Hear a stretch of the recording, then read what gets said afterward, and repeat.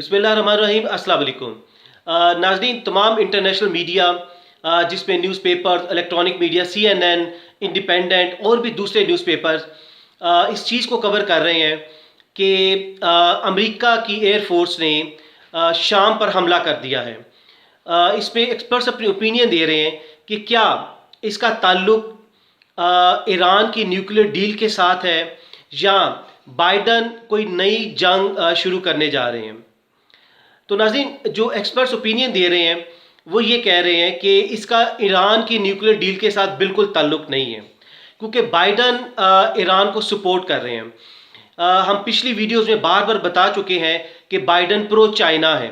Even Trump ने अपनी election campaign में भी बाइडन पर यह इल्ज़ाम लगाया था कि ये प्रो चाइना है और चाइना के साथ जो भी फाइनेंशियल डील होती है, बिजनेस ट्रांजैक्शंस होती हैं, उनमें से ये कमीशन कमाते हैं। तो बाइडन चाइना को समझा जाता है कि बाइडन चाइना के साथ हैं। अब देखिए, चाइना के ब्लॉक में ईरान है, यानी कि चाइना ने ईरान में $400 बिलियन की इन्वेस्टमेंट की हुई है।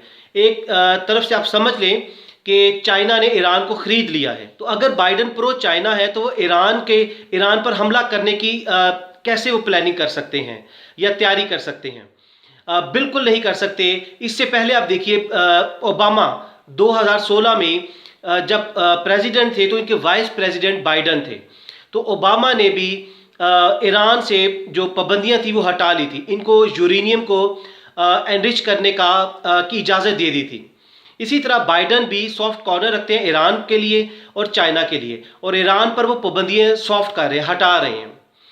अब देखिए, दूसरा सवाल ये पैदा होता है कि क्या बाइडन, जिनको एक कमज़ोर प्रेसिडेंट समझा जाता है, क्योंकि अमेरिका इस वक्त उसकी मईशत बहुत वीक हो चुकी है और बाइडन को कमज़ोर प्रेसिडेंट समझा जाता है, तो क्या बाइडन इस कैपेसिटी में है कि वो, क्या उनमें अहलियत है कि वो नई जंग शुरू कर सके? देखिए, इसका सिंपल आंसर है कि नहीं। इसकी मिसाल आपको देते हैं कि अभी जब बाइडन ने अपना चार्ज संभाला तो उन्होंने सबसे पहले सऊदी अरब को जो असला देने की डील थी जो कि ट्रंप ने की हुई थी, उन्होंने वो सस्पेंड कर दी और कुछ कैंसिल कर दी, यानी कि वो सऊदी अरब को असला नहीं दे रहे। इसका मतलब ये है कि वो जो सऊदी लेड यमन वार है, यानी कि जो यमन में जंग चल रही है सऊदी अरब और ईरान की, तो बाइडन ने चंद दिन पहले इसका इशारा दे दिया है। तमाम अखबारों ने इसको कवर भी किया, इंटरनेशनल न्यूज़पेपर्स ने, कि बाइडन यमन वार से निकलना चाह रहे। तो इससे साबित ये होता है कि ये जो एयरफोर्स ने आज अटैक किया है, इसका मतलब ये नहीं है कि वो कोई नई जंग लगाना चाह रहे हैं। तो इसका सिंपल आंसर है नहीं, यानी कि बाइडन नई जंग शुरू नहीं करना चाह रहे। इसका मतलब ये है कि उन्होंने जो शाम पर हमला किया है वो नई जंग का आगाज़ नहीं है।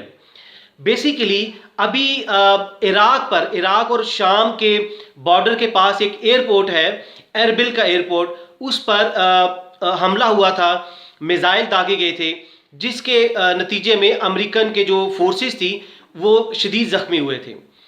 ये जो एक्सपर्ट्स कह रहे हैं, अपनी ओपिनियन दे रहे हैं, वो ये है कि अमेरिका ने ये उनको एक अंदिया दिया है, उनको एक इशारा दिया है, उनको एक थ्रेट दी है, उनको बताया है कि हम अपनी हिफाजत करना जानते हैं। अगर हमारे लोगों पर, हमारे फौजियों पर किसी ने भी हमला करने की कोशिश की तो हम उसका बदला लेना जानते हैं। तो एक्सपर्ट्स की एक ओपिनियन तो ये है कि उन्होंने ये बदला लिया है। अब देखिए, दूसरी ओपिनियन क्या है?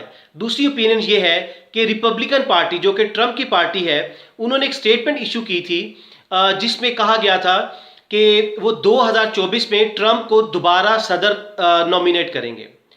तो अब ये बाइडन को एक चैलेंज था, उनकी पार्टी को एक चैलेंज था, तो उन्होंने क्या किया कि ये एक अटैक किया और उसको दिखाया, उनको बताया ट्रंप को और उनकी पार्टी को कि बाइडन एक बहुत मजबूत सदर है और वो अटैक करना भी जानते हैं, अपने राइट्स को रिजर्व करना भी जानते हैं और वो अमेरिकन को प्रोटेक्ट करना भी जानते हैं। तो इसकी दूसरी रीज़न ये है, इसका मतलब ये है कि ये ना तो ईरान के लिए हमला किया है उसकी न्यूक्लियर डील को थ्रेट करने के लिए, बल्कि ये तो इसको रिवाइव कर रहे हैं। इसके अलावा यमन वार से निकल रहे हैं। और दूसरा, ये इन्होंने ट्रंप की जो पार्टी है उनको एक अंदिया दिया है, उनको एक थ्रेट दी है, उनको दिखाया है कि इन्होंने ये दिखाया है कि बाइडन अमेरिकन के राइट्स की हिफाजत करना जानते हैं। नाज़रीन इधर मुख्तसर से आपको बता देते कि शाम में जो जंग लगी हुई है वो क्या है। बेसिकली ये सिविल वॉर चल रही है पिछले तकरीबन 10 साल से। देखिए 2010 में अरब स्प्रिंग आया था, यानी कि अरब ममालिक में मिस्र में यमन में ये लोग अपनी हुकूमतों के खिलाफ खड़े हो गए थे, पॉलिसीज़ के खिलाफ, उन महंगाई के खिलाफ। और क्या हुआ था, इन्होंने तख्ते उल्टा दिए थे। उसके बाद ये शाम में भी जो अरब स्प्रिंग था ये शाम में भी पहुंचा। शाम में भी जो प्रेसिडेंट थे बशारुल असद, अब उनमें और रिबेल्स में एक जंग चल रही है और आपस में ये खाना जंगी जिसे कहते हैं सिविल वॉर चल रही है। और इसमें इतना नुकसान हुआ है शाम का कि शाम के 5 लाख से ज़्यादा लोग शहीद हो चुके हैं और तकरीबन 1,30,00,000 से ज़्यादा लोग डिस्प्लेस हो चुके हैं, यानी कि वो उनके घर तबाह हो चुके हैं। अंदाजे के मुताबिक तकरीबन शाम 60 से 70% पूरा शाम का जो स्ट्रक्चर है, इंफ्रास्ट्रक्चर है, उधर जो घर बने हैं, जो उधर इदारे बने हैं, सब कुछ तबाह हो चुका है। तो शाम में ये इतनी खौफनाक जंग चल रही है जिसकी वजह से शाम में ये तबाही आई है। तो नाज़रीन होप आपको समझ आ गई होगी कि अमेरिका ने जो शाम पर हमला किया ये कोई नई जंग का आगाज़ नहीं है और ना ही ईरान को थ्रेट है, उसको थ्रेट दी है। ये बेसिकली एक तो ट्रंप के हवाले से उनका इंटरनल मामला है, ट्रंप की पार्टी को उन्होंने थ्रेट किया है, उनको दिखाया है।